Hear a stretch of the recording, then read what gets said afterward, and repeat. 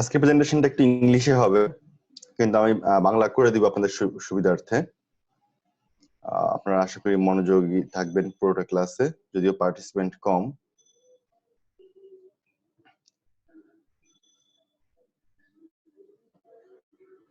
আমরা প্রথমে computer software নিয়ে কথা বলছি। এই বিষয় একটু ইংলিশ টার্ম গুলো এত বেশি এখানে চলে আসে, যাই আমি ইংলিশে এটা সেট করেছি। আপনাদের একটু ধরার সুবিধার্থে আমি বাংলা করে দিব। প্রথমে আমাদের জানতে হবে কম্পিউটার সফটওয়্যার কি, মানে সংজ্ঞাটা। তো আমরা যেটা বলে থাকি, a set of instructions given to the computer to solve a problem। তিনটা পার্ট খেয়াল করেন এখানে।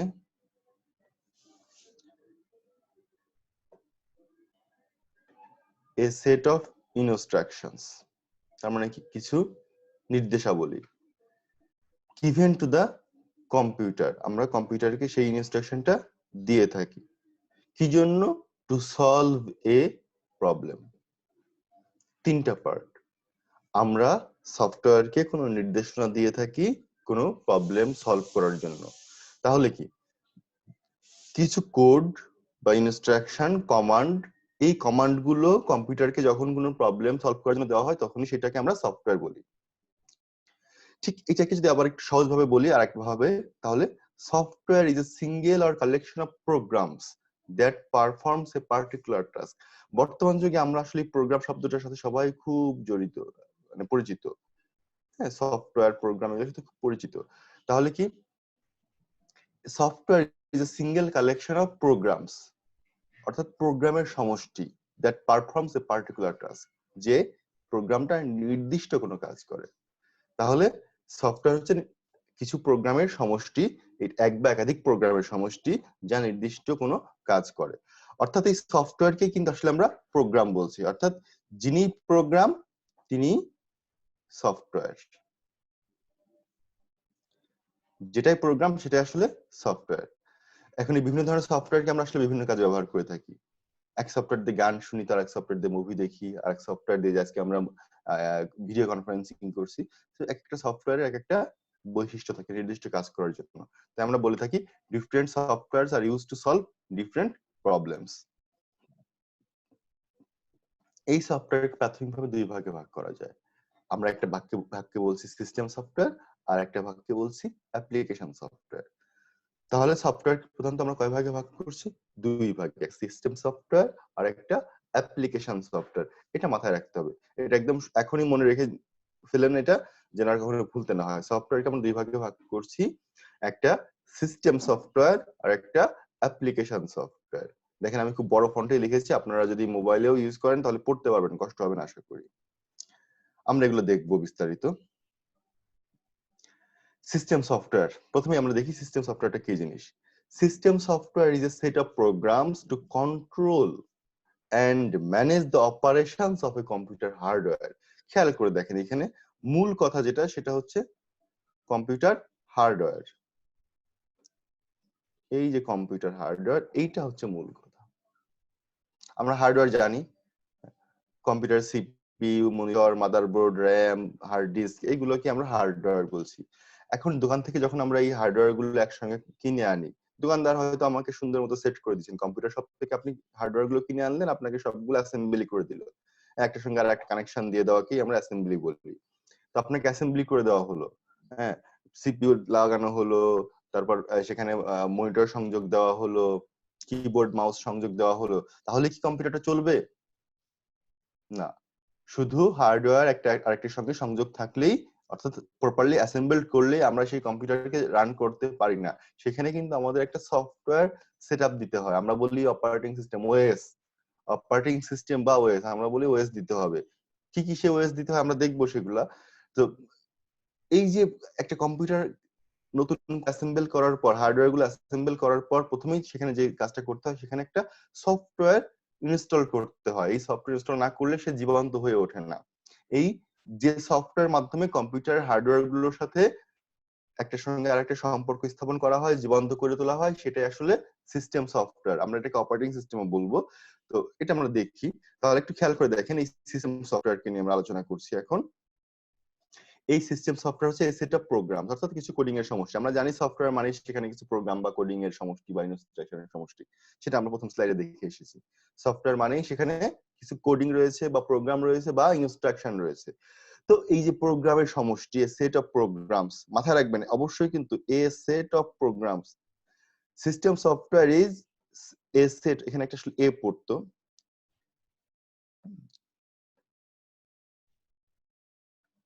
এ সেট অফ প্রোগ্রামস, অর্থাৎ কিছু প্রোগ্রামের সমষ্টি, to control and manage the operations of a computer hardware. একটু খেয়াল করে দেখবেন এখানে, কন্ট্রোল নিয়ন্ত্রণ করবে, এন্ড ম্যানেজ কাকে? এই হার্ডওয়্যারকে। এই যে কম্পিউটার হার্ডওয়্যার, এই কম্পিউটার হার্ডওয়্যারকে সে কন্ট্রোল এবং ম্যানেজ করার কাজটাই আসলে সিস্টেম সফটওয়্যার করে থাকে। তাহলে সফটওয়্যার পেয়েছি আমরা দুই ধরনের, একটা অপারেটিং সিস্টেম সফটওয়্যার, একটা অ্যাপ্লিকেশন সফটওয়্যার। আমরা এখন সিস্টেম সফটওয়্যার নিয়ে আলোচনা করছি। সিস্টেম সফটওয়্যার কি? সিস্টেম সফটওয়্যার হচ্ছে সেট অফ প্রোগ্রামস, কিছু প্রোগ্রামের সমষ্টি, যার কাজ কি? কম্পিউটার হার্ডওয়্যার গুলোকে কন্ট্রোল এবং ম্যানেজ করা। কম্পিউটার হার্ডওয়্যার গুলোকে কন্ট্রোল এবং ম্যানেজ করাটাই আসলে এই সিস্টেম সফটওয়্যারের কাজ। It enables application programs to execute properly. আমরা বলেছি সফটওয়্যার দুই ভাগ, একটা ভাগ সিস্টেম সফটওয়্যার আর একটা ভাগ এই যে অ্যাপ্লিকেশন প্রোগ্রাম। এই অ্যাপ্লিকেশন প্রোগ্রামকে প্রপারলি এক্সিকিউট করাটাও এই সিস্টেম সফটওয়্যারের কাজ। তার মানে কি সিস্টেম সফটওয়্যার কি শুধু হার্ডওয়্যার গুলোকে কন্ট্রোল এন্ড ম্যানেজ করে? না, সিস্টেম সফটওয়্যার কিন্তু এই অ্যাপ্লিকেশন সফটওয়্যার যেগুলো পরবর্তীতে কম্পিউটার স্পেসিফিক কাজ করার জন্য ইনস্টল করা হবে সেইগুলোকেও এক্সিকিউট করে।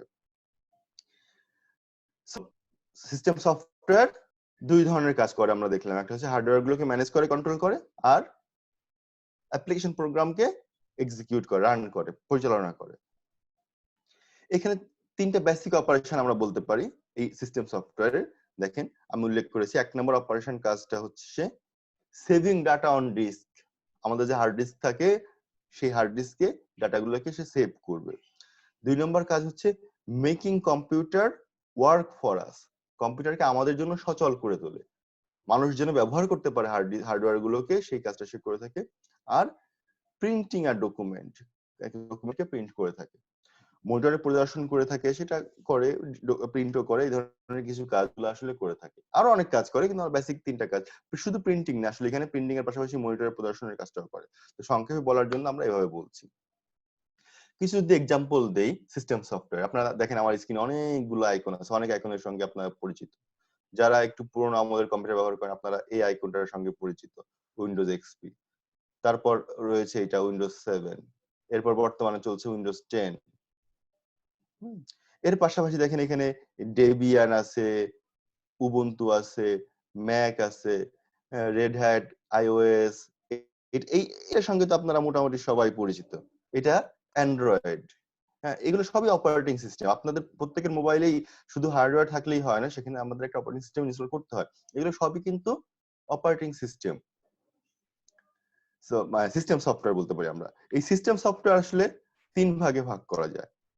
সিস্টেম সফটওয়্যারকে আমরা তিন ভাগে ভাগ করি আবার। প্রথমটা হচ্ছে অপারেটিং সিস্টেম, তারপর রয়েছে ইউটিলিটি প্রোগ্রাম, আর একটা রয়েছে ডিভাইস ড্রাইভার। তো আসলে অনেকে সিস্টেম সফটওয়্যারকে শুধু অপারেটিং সিস্টেমে বলে, হ্যাঁ, তারাও যে ভুল তাও না, তবে নিখুঁত ভাবে যদি দেখতে যাই আমরা, তাহলে সিস্টেম সফটওয়্যারকে এই তিন ভাগে, আমরা এখন যে তিনটা ভাগ করলাম এই তিন ভাগে ভাগ করা হয় সাধারণত। এই তিনটা ক্যাটাগরির প্রত্যেকটাকে আসলে সিস্টেম সফটওয়্যার অংশে ফেলা হয়, যদিও পরবর্তী সফটওয়্যার গুলোকে প্যাকেজ প্রোগ্রামের মধ্যে অনেকে ফেলে, এবং প্রথম পার্টে অপারেটিং সিস্টেমটাই আসলে সিস্টেম সফটওয়্যারের মধ্যে ফেলেন। কিন্তু নিখুঁতভাবে চিন্তা করলে এই যে আমি যেগুলো বললাম অপারেটিং সিস্টেম, ইউটিলিটি সফটওয়্যার এবং ডিভাইস ড্রাইভার, এইগুলো পুরোটাই সিস্টেম সফটওয়্যার অংশ। তো আমি প্রথমে যেগুলোকে আপনাকে টিক চিহ্ন দিয়ে দেখালাম অপারেটিং সিস্টেম, এই যে Windows 7, Windows, Red Hat, Linux, Ubuntu, Debian, iOS, তারপর অ্যান্ড্রয়েড, এই সবগুলোকে বলছি আমরা অপারেটিং সিস্টেম। অর্থাৎ প্রথম কাজই হচ্ছে কম্পিউটারে এই অপারেটিং সিস্টেমটাকে ইনস্টল করা। হার্ডওয়্যার কিনে আনার পর প্রথম আমরা সিস্টেম সফটওয়্যারের মধ্যে যে অংশটাকে ইনস্টল করি এটা হচ্ছে অপারেটিং সিস্টেম। এইবার এই অপারেটিং সিস্টেম ইনস্টল করা হয়ে যাওয়ার পরে বিভিন্ন ড্রাইভার আমাদেরকে ইনস্টল করতে হয়। লাইক আপনি একটা প্রিন্টার কিনে আনার পরই সেটা কানেকশন দিলেই কিন্তু প্রিন্ট করতে পারেন না, তার জন্য device driver, printer driver install করতে হয়। এই যে প্রিন্টার যে ড্রাইভার থাকে সেই ড্রাইভারটা ইনস্টল করতে হয়। এরপর ভাইরাস থেকে প্রোটেকশনের জন্য আমরা অ্যান্টিভাইরাস ইনস্টল করি, রাইট? আপনারা এই যে এই ধরনের অ্যান্টিভাইরাসের সঙ্গে পরিচিত, হ্যাঁ, ক্যাসপারস্কি, এভিজি, এগুলো সব অ্যান্টিভাইরাস। তারপরে হচ্ছে যে সি ক্লিনার, আপনি মোবাইলে আজকাল ব্যবহার করে থাকেন এই সি ক্লিনার, এগুলো একটা ক্লিন আপ টুলস, এগুলো ইউটিলিটি প্রোগ্রাম। সো সিস্টেম সফটওয়্যারকে আমরা তিন ভাগে ভাগ করি, একটা অপারেটিং সিস্টেম, একটা ইউটিলিটি প্রোগ্রাম, আর একটা ডিভাইস ড্রাইভার। অপারেটিং সিস্টেম হচ্ছে একদম হার্ডওয়্যার গুলোকে সচল করার জন্য প্রথমেই আমরা যে সফটওয়্যার গুলোকে ইনস্টল করি সেগুলাই হচ্ছে অপারেটিং সিস্টেম। দেখেন একটু খেয়াল করে আমি এখানে সংজ্ঞায় বলেছি, an operating system is a collection of software that manages computer hardware resources and provide common services for computer programs. দেখেন একটু আমি বলে দিব আপনাদেরকে, দেখেন an operating system মানে আমরা যার কথা বলছি ওএস, এই ওএস কি, is a collection of software, এখানে অনেকগুলো সফটওয়্যার থাকে। আসলে ওএস নিজে একক কোনো সফটওয়্যার না, অনেকগুলো সফটওয়্যার তার একটা প্যাকেজের মধ্যে ফেলেই এই ওএসটা তৈরি করা হয়। তাহলে কি এখানে একটা কালেকশন, একটা সফটওয়্যার কালেকশন থাকে। an operating system is a collection of software, software সংগ্রহ। সেটা কি করে, দ্যাট ম্যানেজেস কম্পিউটার হার্ডওয়্যার। একই কথা, সিস্টেম সফটওয়্যারের সংজ্ঞাটা যেরকম এটার সংজ্ঞাটাও সেরকমই, ম্যানেজেস কম্পিউটার হার্ডওয়্যার বা হার্ডওয়্যার রিসোর্সেস। এই যে হার্ডওয়্যার বা হার্ডওয়্যার রিসোর্স রয়েছে এগুলোকে ম্যানেজ করে মূলত অপারেটিং সিস্টেম বা ওএস এর কাজ। এর সাথে সাথে সে কি করে, common service for computer programs, computer যে প্রোগ্রাম রয়েছে সেই প্রোগ্রামগুলোকেও কমন সাধারণ কিছু সেবাও দিয়ে থাকে। মূল কাজ তাহলে অপারেটিং সিস্টেম কি, কম্পিউটার হার্ডওয়্যার গুলোকে ম্যানেজ করে, সে এই হার্ডওয়্যার গুলো ম্যানেজ করে, প্রথমে ম্যানেজ করে, তারপর কম্পিউটার অন্যান্য যে প্রোগ্রামগুলো রয়েছে সেই প্রোগ্রামগুলোতেও সাধারণ কিছু সেবা দিয়ে থাকে। The operating system is a vital component of the system software in a computer system. অর্থাৎ আমরা তিন ধরনের যে সিস্টেম সফটওয়্যার পেয়েছি, সেই সিস্টেম সফটওয়্যারের মধ্যে অপারেটিং সিস্টেমটাই ভাইটাল। আগেই বলেছি অনেকেই শুধু অপারেটিং সিস্টেমকেই সিস্টেম সফটওয়্যার বলে। একটু খেয়াল করেন টার্মগুলো, একটা টার্ম বলেছি সিস্টেম সফটওয়্যার, আর একটা অপারেটিং সিস্টেম। একটু খেয়াল করেন, আমি এখানে আবার একটু দেখাই আপনাদেরকে আমি কি বলেছি। একটা টার্ম বলেছি system software,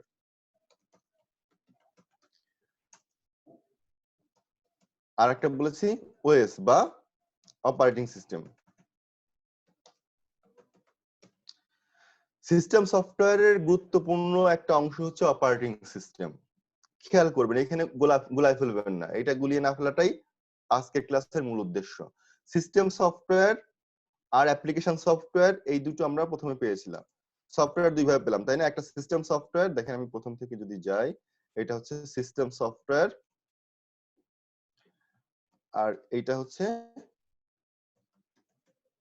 application software, right? এখন এই যে সিস্টেম সফটওয়্যার, এই সিস্টেম সফটওয়্যার আমরা একটা ভাইটাল অংশকে বলছি অপারেটিং সিস্টেম। আমরা এখন সেই অপারেটিং সিস্টেম নিয়ে আলোচনা করছি। তাহলে সিস্টেম সফটওয়্যারের একটা ভাইটাল অংশ হচ্ছে আমাদের অপারেটিং সিস্টেম। ওকে, এখন দেখেন এই অপারেটিং সিস্টেমটা আমরা বললাম যে vital component of system software, vital component. ঠিক আছে, ক্লিয়ার? এই যে সিস্টেম সফটওয়্যার প্রথম পার্ট, এই প্রথম পার্টের ভাইটাল পার্ট হচ্ছে আমাদের অপারেটিং সিস্টেম। এবং তার কাজ কি, তার মূল কাজ হচ্ছে হার্ডওয়্যার, কম্পিউটার যে হার্ডওয়্যার গুলো রয়েছে অর্থাৎ monitor, CPU, hard disk, RAM, এগুলোকে সে ম্যানেজ করে, কন্ট্রোল করে, নিয়ন্ত্রণ করে, ব্যবহার করে, তাই না? তো যে কোনো কম্পিউটার অ্যাপ্লিকেশন রান করতে গেলে আসলে সেখানে এই অপারেটিং সিস্টেম লাগে। অর্থাৎ আপনি এই অপারেটিং এক নাম্বার আগে দুই নাম্বার রান করতে পারবেন না। একটু খেয়াল করে দেখেন এই যে অপারেটিং সিস্টেম, এই অপারেটিং সিস্টেম না দেওয়া থাকলে এই কম্পিউটারকে আপনি কোনোভাবেই ব্যবহার করতে পারবেন না। মানে অনেকটা এরকম যে আমার দেহ আছে প্রাণ নাই, ঠিক এরকমই ব্যাপারটা। সো আমাদেরকে এই কম্পিউটারের পরবর্তী যে কোনো কাজই করতে যাই না কেন, আগে সেখানে একটা অপারেটিং সিস্টেম ইনস্টল করতে হবে। সো এইটাই হচ্ছে অপারেটিং সিস্টেমের মূল বিষয়।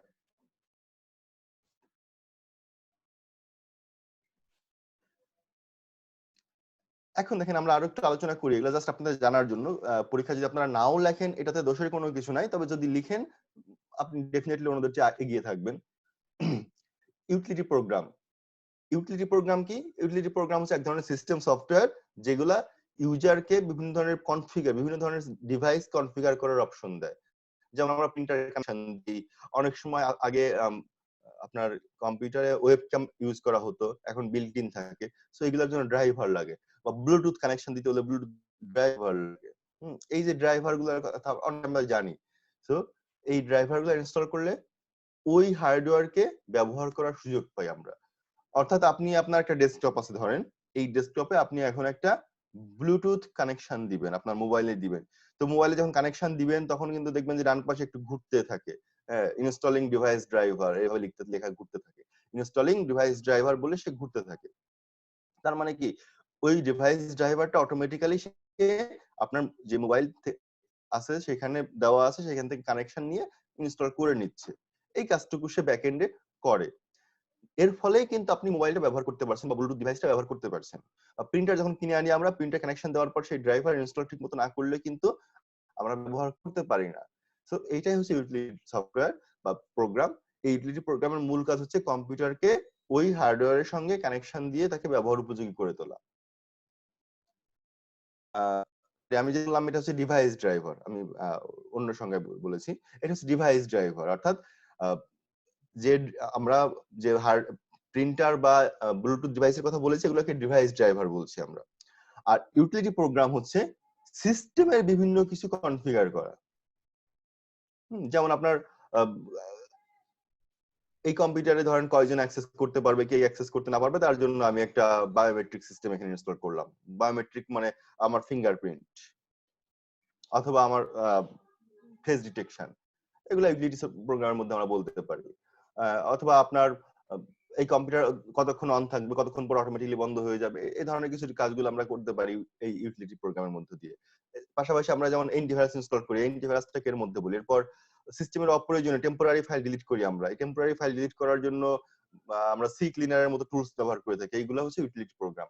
অর্থাৎ সিস্টেমের ছোটখাটো কিছু কাজ করার জন্য, দেখেন সংজ্ঞাটা এখানে,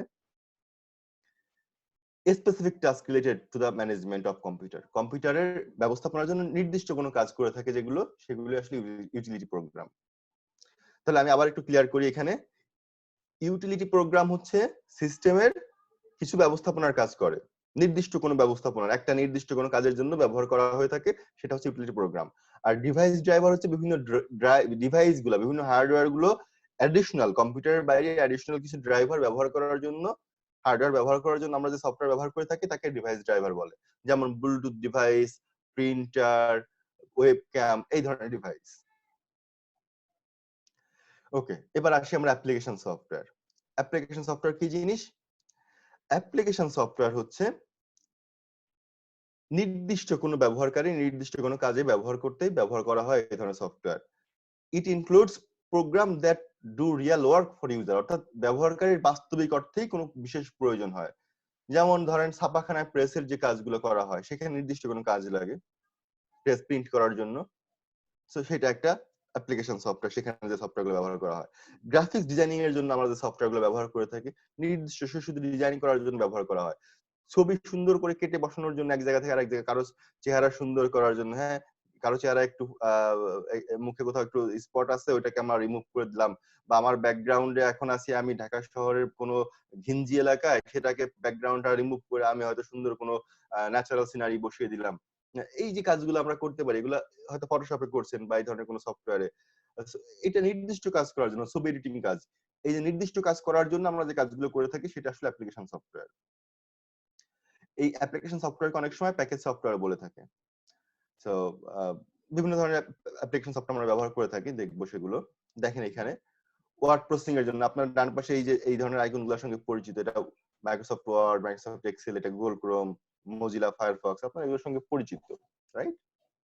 তো দেখেন ওয়ার্ড প্রসেসিং, লেখালেখির কাজ করার জন্য আমরা ব্যবহার করি কি ওয়ার্ড প্রসেসিং সফটওয়্যার। তার মধ্যে রয়েছে মাইক্রোসফট ওয়ার্ড, ওয়ার্ডপ্যাড, নোটপ্যাড। এই উদাহরণগুলো আপনারা মনে রাখতে পারেন।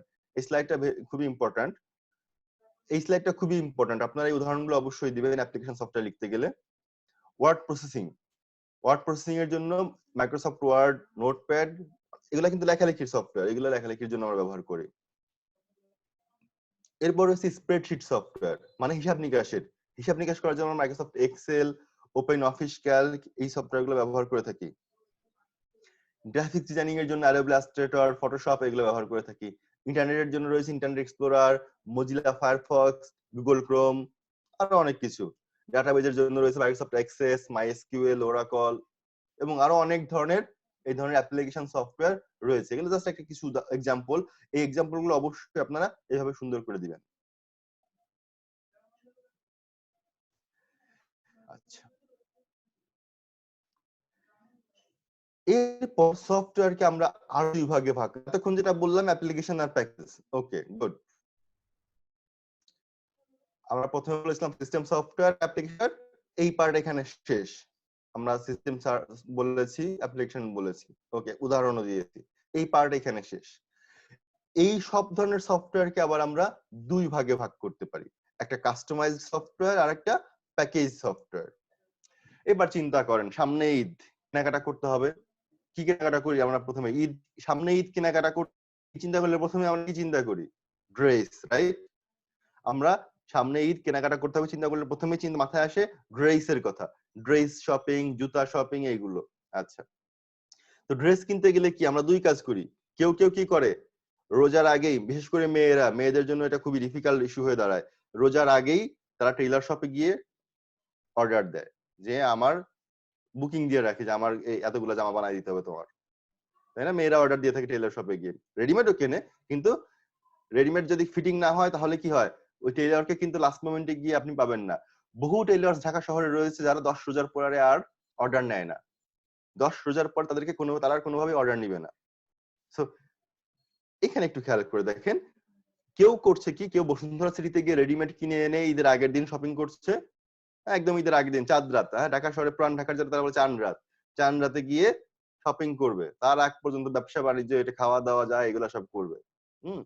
আর কেউ কেউ কি করছে, রোজার আগেই বা 10 রোজার মধ্যেই টেইলর্সে গিয়ে বলছে যে আমার এই এই জামা বানাতে হবে। খেয়াল করে দেখেন, একজন গেল রেডিমেড শপে চাঁদ রাতে ঈদের আগের দিন, সে একদম ঈদের আগের দিন গিয়ে কিনে গায়ে দিয়ে সকালে নামাজ পড়তে চলে গেল। আর একজন ঈদের বাকি এখনো 20 দিন বা 1 মাস তার আগেই কিন্তু সে বলে রাখছে আমাকে এটা বানায় দিবা। এই যে এতদিন আগে অর্ডার দিয়ে রাখছে, ডেলিভারি কিন্তু হয়তো সে এর একদিন আগেই পাবে, তার আগে কিন্তু পাবে না। এইখানে দেখেন তাহলে কি, একটা হচ্ছে টেইলার্স থেকে বানানো, টেইলর মেড, এটাকে আমরা বলি টেইলর মেড। আর একটা দোকানে পাওয়া যায়, এটাকে বলি রেডিমেড। গার্মেন্টস এর নাম শুনি আমরা, এই গার্মেন্টস ফ্যাক্টরিকে বলি RMG, readymade garments, RMG, readymade. এই জিনিসটাও এখানে প্রযোজ্য। যখন আমরা কোনো জায়গা থেকে সফটওয়্যার অটোমেটিক্যালি ডাউনলোড করে বা কিনে ব্যবহার করি, সেইটাকে আমরা বলি প্যাকেজ সফটওয়্যার। আর যখন আমার চাহিদা মতো কোনো প্রোগ্রামারকে দিয়ে আমি সফটওয়্যার বানিয়ে নেই, তখন সেটা হচ্ছে আমার কাস্টম সফটওয়্যার। এই আমি একটু নিচের থেকে আসি, এখানে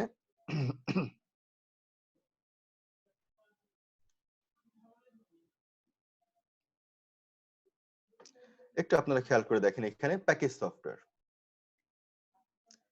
প্যাকেজ সফটওয়্যার হচ্ছে রেডিমেড। একটু খেয়াল করে দেখেন এখানে রেডিমেড সফটওয়্যার, এবং এইটা available for sale, lease or license for the general public. সাধারণ ব্যবহারকারীর জন্য সে উন্মুক্ত থাকে, সাধারণ পাবলিক, জেনারেল পাবলিকের জন্য সে বিক্রি করার জন্য বা ভাড়া দেওয়ার জন্য, চুক্তি দেওয়ার জন্য অলরেডি সে রেডি হয়ে আছে। এই জন্য তাকে আমরা রেডিমেড সফটওয়্যার বলছি।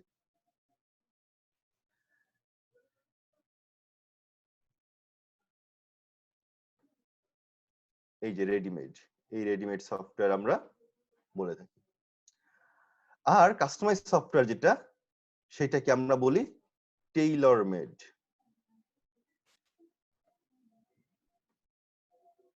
টেইলর মেড সফটওয়্যার, এই দুটা জিনিস গুরুত্বপূর্ণ।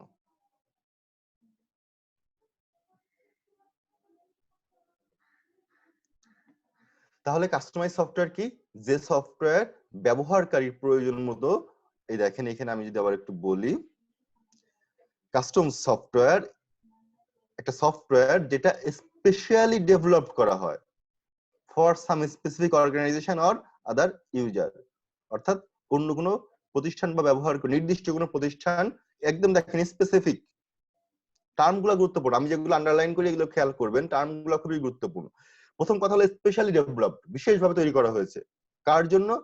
স্পেসিফিক, নির্দিষ্ট ব্যবহারকারী বা প্রতিষ্ঠানের জন্য। স্পেসিফিক অর্গানাইজেশন, নির্দিষ্ট প্রতিষ্ঠান বা ইউজার, ব্যবহারকারী। তার মানে যে সফটওয়্যার নির্দিষ্ট ব্যবহারকারীর জন্য বিশেষভাবে তৈরি করা হয় সেগুলোই হচ্ছে আমাদের কাস্টমাইজ সফটওয়্যার। আর প্যাকেজ সফটওয়্যার কি রেডিমেড, যেটা অলরেডি কোথাও না কোথাও ব্যবহারের জন্য কিনতে পাওয়া যায় বা ভাড়া পাওয়া যায় বা বিনা পয়সায় পাওয়া যায় বা লাইসেন্সিং এর মাধ্যমে যে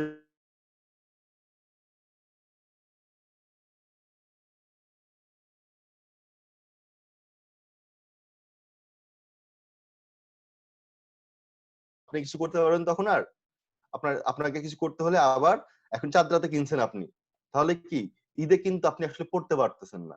চাঁদরাতে কিনছেন কিন্তু এখানে টাইট হয়ে গেছে, শোল্ডার টাইট হয়ে গিয়েছে, আপনি কিন্তু সেই পাঞ্জাবি আর পড়তে পারলেন না। আপনাকে অপেক্ষা করতে হবে ঈদের পরে আবার যখন খুলবে, তাহলে আবার হয় এক্সচেঞ্জ করে নিয়ে আসার অথবা অল্টার করে যারা তাদের কাছে গিয়ে আপনাকে ওইটা ঠিক করে নিয়ে আসা যদি পসিবল হয়। এইটা হচ্ছে tailor made readymade package software. আর যিনি টেইলরসে গিয়ে বানিয়েছেন সে কিন্তু তার মাপ দিয়েই বলেছেন যে আমার হাইট এত, এইখানে এত, এইখানে এত, শোল্ডারে এত, হ্যাঁ, সে কিন্তু ওইভাবে বলেই বানিয়েছে। সো যেহেতু সে নিজের মাপ দিয়ে বানিয়ে এনেছে, তার কিন্তু ঈদের দিন মিস হবে না। এইটাই হচ্ছে এই দুটো সফটওয়্যারের পার্থক্য। ওকে, আমরা আরো দুই ধরনের সফটওয়্যার দেখব। এই সফটওয়্যারগুলো হচ্ছে অ্যাভাইলেবিলিটি, অর্থাৎ মার্কেটে কিভাবে পাওয়া যায়। আমরা দেখুন দুটো সফটওয়্যার দেখলাম, একটা হচ্ছে অ্যাপ্লিকেশন সফটওয়্যার, প্রথমে দেখলাম সিস্টেম সফটওয়্যার, অ্যাপ্লিকেশন সফটওয়্যার, তারপর আমরা ভাগ করলাম এগুলোকে আবার, একটু দেখেন এখানে, কাস্টমাইজার, প্যাকেজ সফটওয়্যার, আর এখন আমরা এসে বলছি আরো দুই ধরনের সফটওয়্যার। এই সফটওয়্যার গুলো প্রাপ্যতার উপর ভিত্তি করে, অর্থাৎ মার্কেটে কিভাবে পাওয়া যায় বা আপনি কিভাবে একজন একজনের সঙ্গে সেই সফটওয়্যার শেয়ার করতে পারবেন, তার উপর ভিত্তি করে আরো দুই ধরনের সফটওয়্যার রয়েছে এখানে। এক নম্বরে রয়েছে ওপেন সোর্স সফটওয়্যার, আর দুই নম্বরে প্রপ্রাইটারি বা commercial software. Okay, open source software. Open source শব্দটা শুনলেই তো বোঝেন আপনারা, হ্যাঁ, ওপেন মার্কেট, ওএমএস বোঝেন, ওএমএস ওপেন মার্কেট সেল, টিসিবির প্রোডাক্ট বিক্রি করে, টিসিবির প্রোডাক্ট মার্কেটে বিক্রি করে, এটা তো সবাই জানেন। এটাকে বলে ওএমএস, সরকারি ভাষায় এটাকে ওএমএস বলা হয়, ওপেন মার্কেট সেল, বা অনেকে ট্রাক সেল বলে থাকে। সো এই যে ওপেন মার্কেট মানে খোলা জায়গাতে, তাই না, খোলা বাজারে বিক্রি। এই ওপেন সোর্স সফটওয়্যারটা আমাদের এখানে এরকম, যেটা পাবলিকের জন্য উন্মুক্ত, খোলা, ইন্টারনেটে রয়েছে, আপনি ডাউনলোড করেন, নিজের মতো করে ব্যবহার করেন, এর জন্য কাউকে আপনাকে পয়সা দিতে হবে না। এই সফটওয়্যারের জন্য কাউকে আপনাকে পয়সা দিতে হবে না। আমি দেখেন এখানে একটু হাইলাইট করে রেখেছি, ওপেন সোর্স মানে সোর্সটা ওপেন, খোলা, উন্মুক্ত, something people can modify, people can modify মানে যিনি ডাউনলোড করবেন তিনি চাইলে মডিফাই করতে পারবেন, পরিবর্তন করতে পারবেন, এন্ড শেয়ার, তিনি চাইলে শেয়ারও করতে পারবেন, অর্থাৎ আপনি সংগ্রহ করার পর সেটা আপনি আমাকেও দিতে পারেন, আপনার বন্ধু বান্ধবকে দিতে পারেন, আপনার বাসার অন্য কারোর সঙ্গে শেয়ার করতে পারেন। এটা because it is design, it's design is publicly accessible, মানে এটা এমন ভাবেই বানানো হয়েছে যেটা আপনি পাবলিকলি অ্যাক্সেসেবল, বাইরের মানুষের কাছে যে কোনো জায়গাতে আপনি, জনগণের জন্য উন্মুক্ত, সোজা কথা। এইখানে একটু খেয়াল করে দেখেন টার্মটা, মুছে নেই এটা,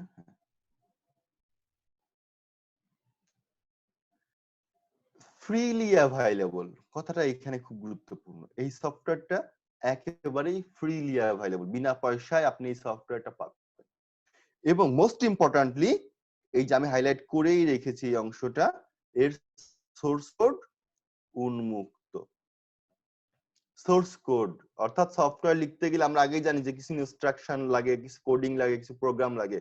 এই যে কোডিং ইনস্ট্রাকশন, যেগুলো আমরা প্রোগ্রামিং ভাষা বলি কোডিং করা, এই কোডিং যেগুলো থাকে সেই কোডিং গুলা সোর্স কোড বলে, ব্যাকএন্ডে যাকে থাকে সোর্স কোড, এই কোডিং গুলো থাকে উন্মুক্ত, চাইলেই আপনি চেঞ্জ করতে পারবেন।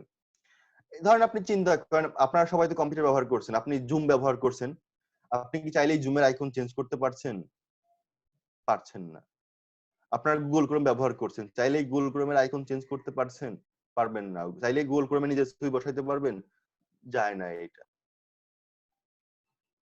হ্যাঁ, গুগল ক্রোমে নিজের আইকন আপনি বসাইতে পারবেন। গুগল ক্রোম একটা ওপেন সোর্স সফটওয়্যার, আপনি যদি সেই ওপেন সোর্স সফটওয়্যারের, এখানে কেউ একজন মার্ক করেছে, যিনি মার্ক করেছেন উঠেন, হ্যাঁ, থ্যাংক ইউ। গুগল ক্রোম একটা ওপেন সোর্স সফটওয়্যার, চাইলে আপনি ওর সোর্স কোডে গিয়ে পারবেন, কিন্তু আপনি মাইক্রোসফট ওয়ার্ডে যান, মাইক্রোসফট ওয়ার্ডের কোনো ফাংশন আপনি চেঞ্জ করতে পারবেন না। এই যে কোনটায় পারবেন কি পারবেন না, এইগুলোর উপর ভিত্তি করেও আমরা এই সফটওয়্যারগুলোকে ওপেন সোর্স আর প্রপ্রাইটারি বা কমার্শিয়াল সফটওয়্যার বলছি। যে সফটওয়্যার সোর্স কোড ওপেন, যেগুলো আপনি আপনার ইচ্ছা মতো কাস্টমাইজ করতে পারবেন, সেগুলোকে আমরা ওপেন সোর্স সফটওয়্যার বলি। এই সফটওয়্যার সোর্স কোড ওপেন থাকার ফলে কি হয়, এই সফটওয়্যার সোর্স কোড ওপেন থাকার ফলে আপনি এটাকে ইনস্পেক্ট করতে পারবেন, মডিফাই করতে পারবেন এবং এনহ্যান্সমেন্ট করতে পারবেন। মানে আপনি দেখতে পারবেন যে কোডিং এর মধ্যে কোনো ভুল রয়েছে কিনা, সেটা আপনি ইনস্পেক্ট করতে পারবেন। আপনার প্রয়োজন মতো আপনি সেটাকে মডিফাই করতে পারবেন, চাইলে আরো সেখানে ফাংশনালিটি অ্যাড করতে পারবেন। এই কাজগুলো আপনি এখানে করতে পারবেন। যদি উদাহরণ দেই, আমরা অপারেটিং সিস্টেমের কথা বলেছিলাম, এখানে দেখেন লিনাক্স একটা অপারেটিং সিস্টেম। এই অপারেটিং সিস্টেমটা এটা একটা ওপেন সোর্স অপারেটিং সিস্টেম। এরপর সার্ভার সফটওয়্যার, অ্যাপাচি একটা সার্ভার সাইড সফটওয়্যার, এটা ওপেন সোর্স। এরপর রয়েছে লাইব্রেরি ম্যানেজমেন্ট সিস্টেম, কুহার উদাহরণ দিয়েছি আমি, স্লিমস এর উদাহরণ দিয়েছি। কুহা এবং স্লিমস দুটোই ওপেন সোর্স সফটওয়্যার এবং এই দুটো হচ্ছে library management software. ILMS, integrated library management system. Koha এবং স্লিমস কে আমরা বলছি ইন্টিগ্রেটেড লাইব্রেরি ম্যানেজমেন্ট সিস্টেম এবং এই দুটোই ওপেন সোর্স। ওকে, এবার আসি প্রপ্রাইটারি বা কমার্শিয়াল সফটওয়্যারে। কমার্শিয়াল সফটওয়্যার কি বুঝতেই পারছেন, যেখানে কমার্শিয়াল ব্যাপার স্যাপার আছে। আমরা অনেক সময় বলি বেটা কমার্শিয়াল। হ্যাঁ, কমার্শিয়াল মানেই হচ্ছে আসলে সেখানে ব্যবসায়িক কিছু চিন্তা ভাবনা আছে। কমার্শিয়াল মানেই সে কিছু অর্থের ব্যাপার সেবার থাকবে, অর্থাৎ আপনি মার্কেট থেকে নির্দিষ্ট অর্থের বিনিময়ে আপনাকে ওই সফটওয়্যারটা কিনে আনতে হবে। এটা তৈরি করা হয় এমন ভাবে, একটা ধরা হয় সাধারণত আমার টার্গেট পিপল এরা, এদের এই সফটওয়্যারকে কি ফাংশন প্রয়োজন হতে পারে সেই চিন্তা করে ওই ফাংশনগুলো অলরেডি সেখানে দেওয়া থাকে। এটা one kinds of package software. So সেই প্যাকেজ সফটওয়্যারটার মধ্যে ফাংশনগুলো বিল্ট ইন দেওয়া আছে, আপনাকে ব্যবহার করতে হলে তাদের কাছ থেকে কিনে আনতে হবে। যেমন আপনারা বিজয় সফটওয়্যার ব্যবহার করেন, বিজয় কিন্তু একটা কমার্শিয়াল সফটওয়্যার, আপনাকে বাজার থেকে কিনে লাইসেন্স কোড দিয়েই তারপরে কিন্তু ব্যবহার করতে হয় এবং চাইলে আপনি বিজয়ের কোনো ফাংশন চেঞ্জ করতে পারবেন না, এটার সোর্স কোড ক্লোজড। পাশাপাশি বিজয়ের অল্টারনেটিভ আরেকটা বাংলা সফটওয়্যার রয়েছে অভ্র। এই অভ্র কিন্তু ওপেন সোর্স, চাইলে আপনি এর সোর্স কোড থেকে ডাউনলোড সোর্স কোডে গিয়ে আপনি চেঞ্জ করতে পারবেন, মডিফাই করতে পারবেন। সো প্রপ্রাইটারি সফটওয়্যারে আমরা চাইলেই এই সোর্স কোড নিয়ে কাজ করতে পারি না, কারণ এর সোর্স কোড দেখেন এখানে আমি বলেছি source code closed, source code closed. এখানে বড় উদাহরণ আমরা যে উইন্ডোজ ব্যবহার করি, সেই উইন্ডোজ, মাইক্রোসফট অফিস, এগুলো হচ্ছে ক্লোজড। আপনারা প্রত্যেকে মোবাইল ব্যবহার করেন, কারো হাতে হুয়াওই ফোন আছে, কারো হাতে নোভা, কারো হাতে আরো কি কি সব ফোন আছে না, স্যামসাং, বিভিন্ন ধরনের ফোন আছে, লেনোভো, আসুস, অনেক ধরনের ফোন পাওয়া যায়।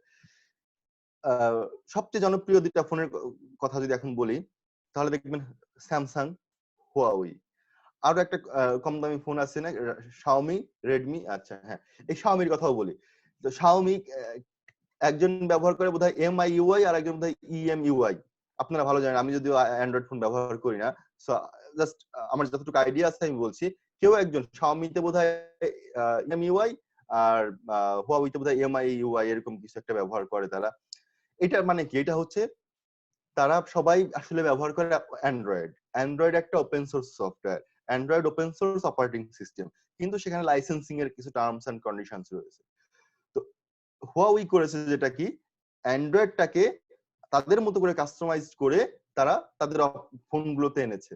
তাদের মতো করে সেটাকে কাস্টমাইজ করে এনহ্যান্সমেন্ট করে, আমরা আগে যেটা বলেছিলাম দেখেন এখানে যে এনহ্যান্সমেন্ট করতে পারবে, এনহ্যান্সমেন্ট।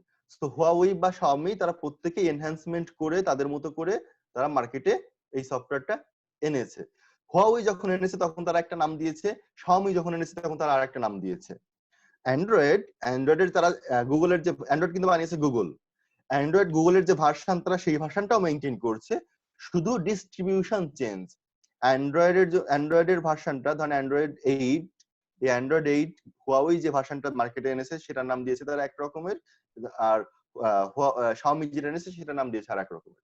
তাহলে কি হুয়াওই বা শাওমি তারা কিন্তু গুগলের অরিজিনাল যে অ্যান্ড্রয়েড ফোন, সেই অ্যান্ড্রয়েড ফোন অপারেটিং সিস্টেমটাকে কাস্টমাইজ করে এনহ্যান্সমেন্ট করে তাদের মতো করে মার্কেটে এনেছে। আবার এখন দেখেন নোকিয়া মার্কেটে এসেছে। নোকিয়া কি করলো, নোকিয়া তাদের নতুন যে ফোনগুলো এনেছে সেখানে তারা ওয়ান অ্যান্ড্রয়েড বলে একটা অপশন চালু করেছে, অর্থাৎ সেখানে তারা কোনো কাস্টমাইজ করবে না, গুগল যেটা দিবে সেটাই তারা ব্যবহার করবে।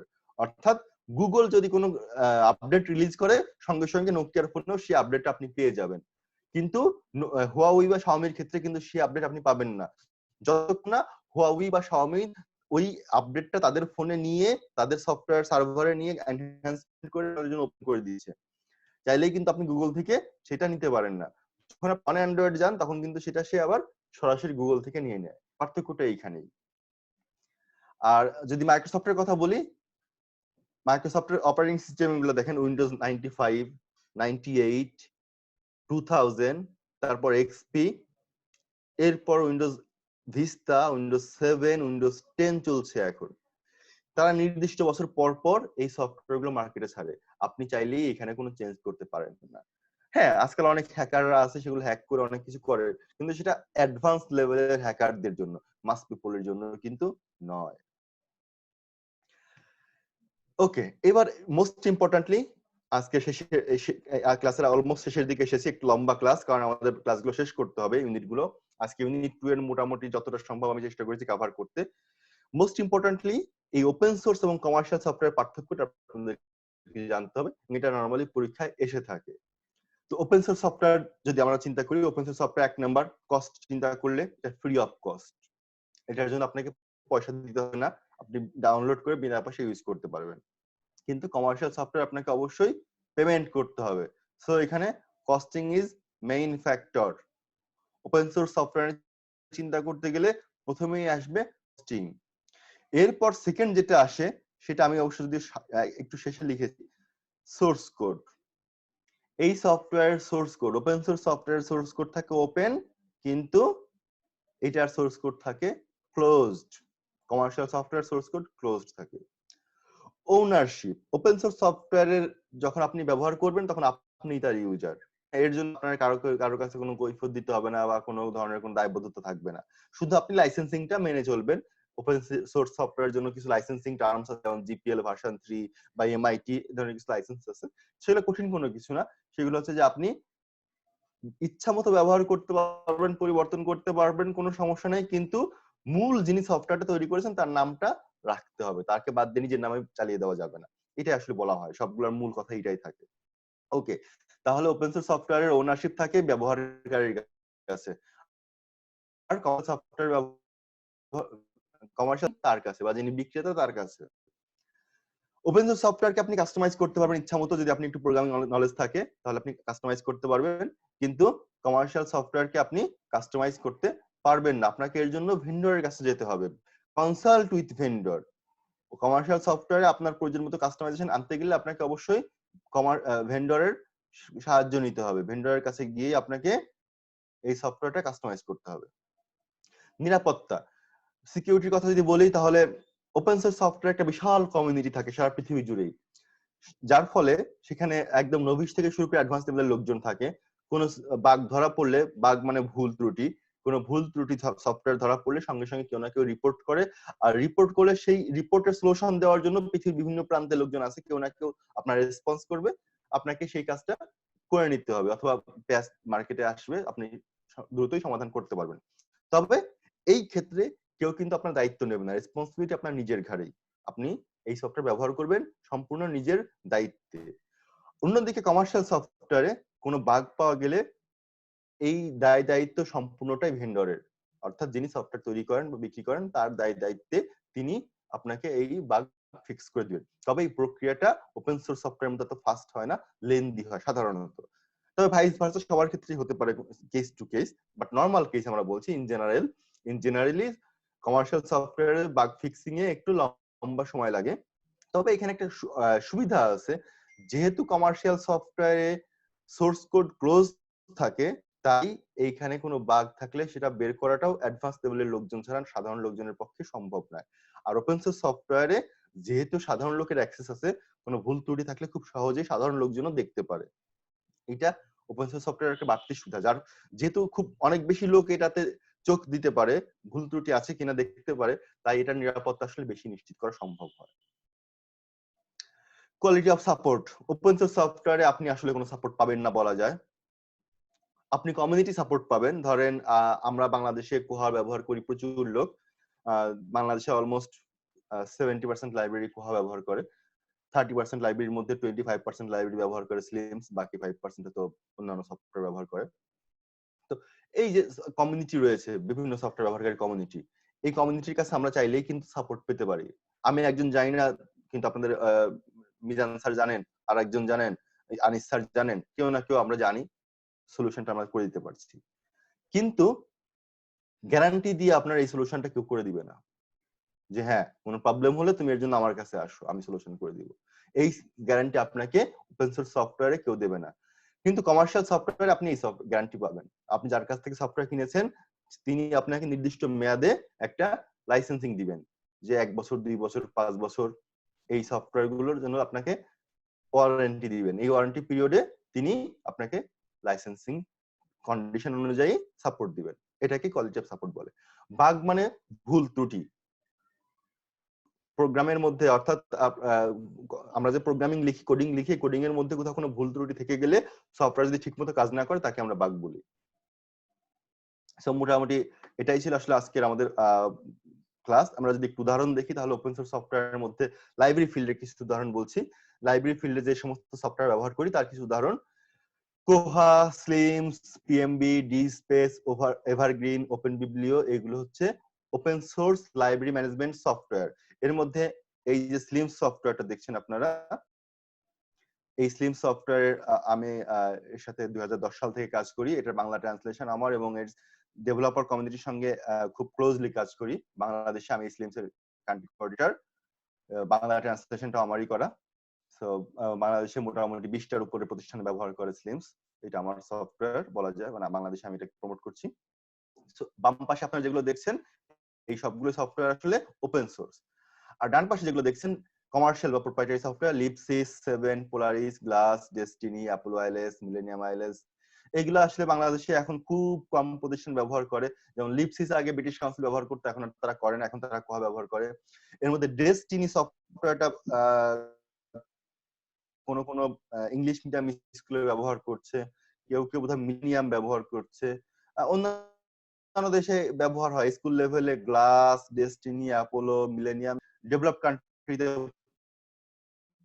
পোলারিস চলে, এই ধরনের চলে। So this is example of library সায়েন্সের কিছু সফটওয়্যার। আজকের মতো আমার ক্লাস এটুকুই। আমার মনে হয় রেকর্ড বন্ধ করে আলোচনায় যেতে পারি। Thank you. একটু লম্বা ক্লাস নিলাম আজকে।